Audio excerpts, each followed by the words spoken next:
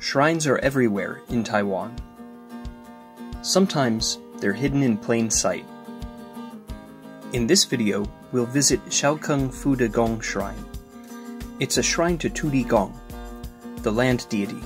Today it's in a mountainous residential neighborhood. In the past, the deity here presided over terraces of bamboo, tea, and rice. I've never visited this particular shrine before, so in this video I'm recording my first visit to the site.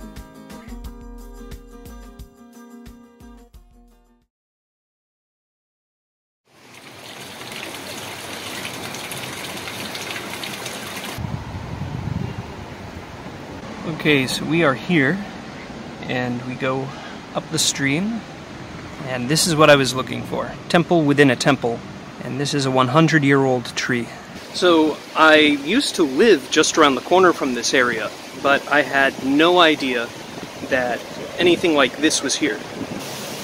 I knew that in the past a lot of this area was tea plantations, but in the modern period it's mostly just residences, so I never had a reason or an interest to come up here. There's not even a convenience store in this area. Like many land deity shrines in Taiwan, its origin is due to agriculture.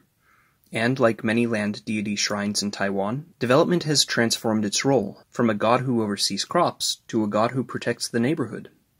Now, had I been smart, I would have assumed that there might be a shrine up here. It just never crossed my mind.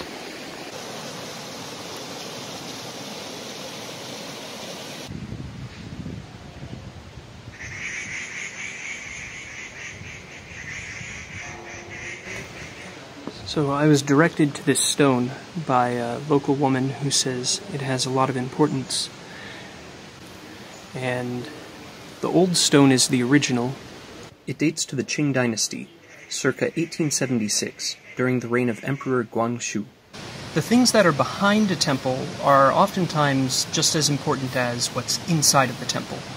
Behind me, also behind the temple, is a Chinese hackberry tree. And it's functioning as an axis mundi.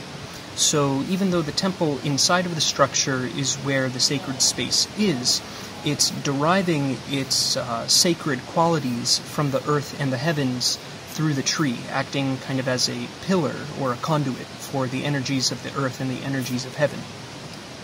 It's not uncommon in Taiwan to find large trees wrapped with red ribbons. In such cases, these trees themselves are recognized as having special qualities of their own. It's common to find sticks of incense around the base of such trees. At this one, an altar has been constructed specifically for this purpose. This site shows a typical development of similar sanctuaries. In fact, the entire space behind the shrine tells me a lot more about the location than the shrine itself can. This is a pre-industrial mortar stone used for agricultural production. This entire area of Taipei is full of hidden links to its agricultural past, and community shrines often display them. In recent decades, this space has become a small park. But until relatively recently, this entire vale had been farmland.